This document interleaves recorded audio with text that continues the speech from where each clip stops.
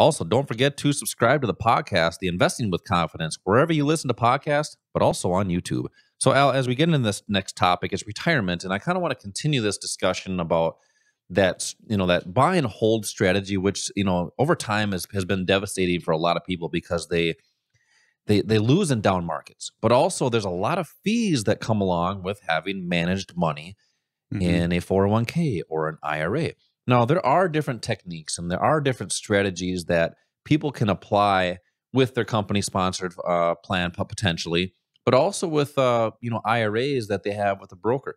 Let's talk about some of those different opportunities that people have to maybe even just to have a better conversation with their broker, but also potentially self-directing as well. Yeah, well, what's happened is that the 401k has become the go-to retirement asset for most people. It used to be pensions years ago, but now it's the 401k, 403b, any employer-sponsored retirement plan plus Social Security. Those plans, by the way, were never intended as your primary retirement source. They were an adjunct. They were actually designed really to help higher income people to as kind of a tax shelter in a way. So that has now become the go-to because it really has taken the responsibility away from the company and away from a pension fund manager, put that responsibility in your hands. You are really controlling your assets. If you have an employer-sponsored retirement plan, you are making the decisions,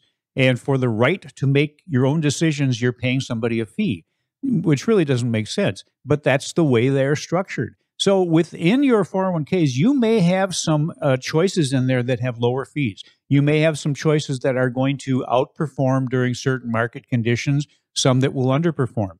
Once you learn the proper strategy, and our students all have a foundational strategy we call core strategy that they use for whatever they're investing. And that strategy, so it doesn't make any difference. You don't have to have a different strategy for different assets. But even if you're trading or if you're invested in mutual funds, you can use that strategy, look at a price chart, a candlestick chart, and you can pull up a chart of your mutual fund. You can tell whether it may be moving into an area where we know there are sellers or into an area where we know there are buyers. So you can maybe make some wiser decisions within those accounts. But what most of our students really look forward to is eliminating those fees.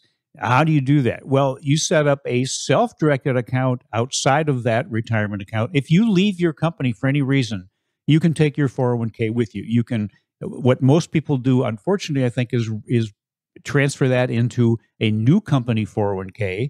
But what a lot of our students do once they understand what the downside is with those accounts is they'll set up a self-directed IRA. Number one, you eliminate the fees. And number two, you have choices that you don't have within those employer-sponsored plans.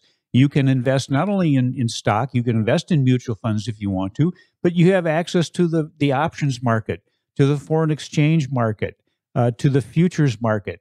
Those are assets that can be utilized in up markets. You can also utilize them potentially to your benefit in a down market and even in a sideways market without paying the fees. Those are the assets, by the way, that the institutions are trading on a regular basis.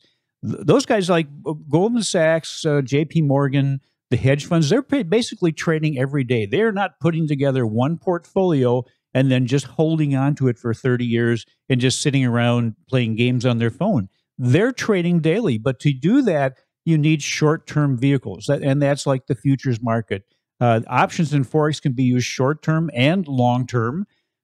But the great thing there is leverage. And that's where the big players, the smart money, is maximizing the value of their dollar is by using leverage. Very much like a mortgage on a home. You put a down payment down and you own a much larger valued asset for that smaller down payment. You can do the same thing in the markets using the leveraged assets. It may be anywhere from 10 to 1 to over 100 to 1 leverage. Yeah, I just want to clarify a couple things too. And you mentioned the institutions, the smart money, they're trading daily. As a trader and investor, you dictate your strategy. That's correct. And that's one of the great things that our sponsor, Online Trading Academy, teaches is skills that are designed to teach you to trade and invest based on what your plan is. So that's why it's so important to have a trading and investing plan based on your time horizon, what you want to utilize it for, the time that you have. and then how to put that together to make better investing decisions. And it's all about using the leverage to clarify some of that there as well. A lot of people think you have to be 100% invested in the market. Well, when you use leverage, maybe keep some of that cash. Sure. Protect it, because what's one thing, if you can't protect what you have or keep, it's very hard to grow and multiply. We talk a lot about these other assets and everything, and you mentioned mutual funds a couple times and how devastating they are in retirement accounts because of the fees. Now, there is another alternative, especially when you self-direct retirement accounts. There's an alternative to mutual funds with potential lower fees. Talk about that. Yeah, what you're talking about are exchange-traded funds, just commonly called ETFs. There are thousands of ETFs that mimic almost anything that you can think of. And there are thousands of mutual funds that cover different things. But you can find an ETF that covers virtually everything that any mutual fund out there covers. As Josh mentioned, the cost of owning an ETF is very, very, very minimal. And it trades like a stock. In other words, you can get into and out of a position at any time while the market is open, which you can't do with a mutual fund. With a mutual fund, you cannot buy or sell a fund during the day. It has to all settle at the end of the day before the actual price and net asset value is determined. So you're kind of stuck. If something significant happens and the market is either crashing or is just going up significantly, you can't do anything during the day while that's happening. You can with an exchange-traded fund. So you've got low cost of ownership, the ability to go into or out of it at any time, and also the ability to participate in a down market in a potentially beneficial way to you. You can sell ETFs. You can also engage in what we call an inverse ETF.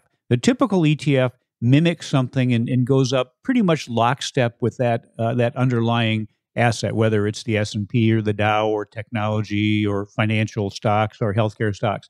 Inverse ETFs go the opposite direction. So let's say that you have an inverse ETF that mimics the S&P 500. The S&P is down 10%. That inverse the goal there is to be up close to 10%. So it goes the opposite direction. That's something you can do in your retirement accounts. We often talk about shorting as a way of participating in a down market, which you can't do in a retirement account. And by the way, we talk about shorting in these classes.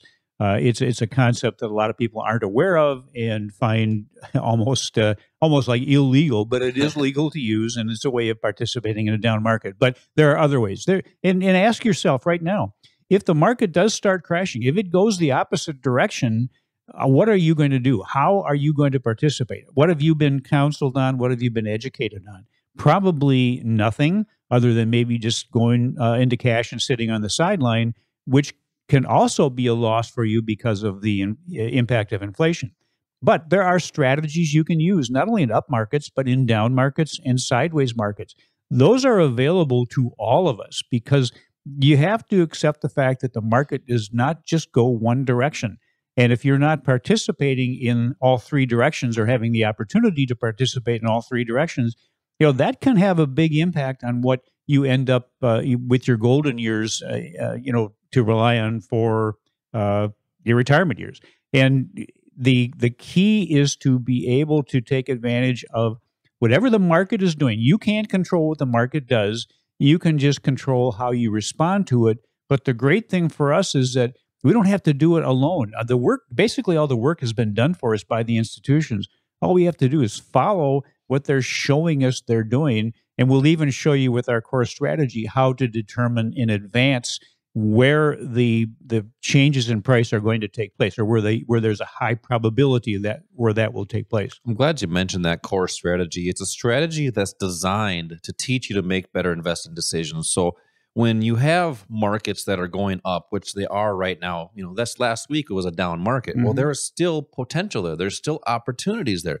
So over time, when you have a strategy for up markets, you have a strategy for down markets, doesn't matter which way the market goes. So that's why you have to have a strategy that's designed for all conditions.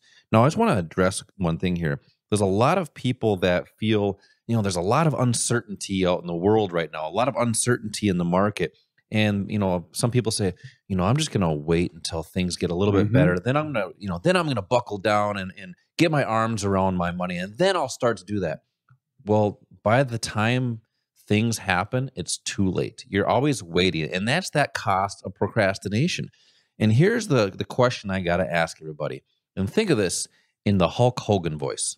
What you going to do, right? What are you going to do in these financial markets? And it's all about being prepared for any market condition. If you have money in the market right now, it's very important to protect it. And that's why you need a strategy that's designed to teach you how to do that. Al, coming up in the last segment, I want to talk about getting started in the financial markets. We have people that are new. We have people that want to start, just don't know how. So let's address that. This is Josh and Al, Investing with Confidence. We'll be right back.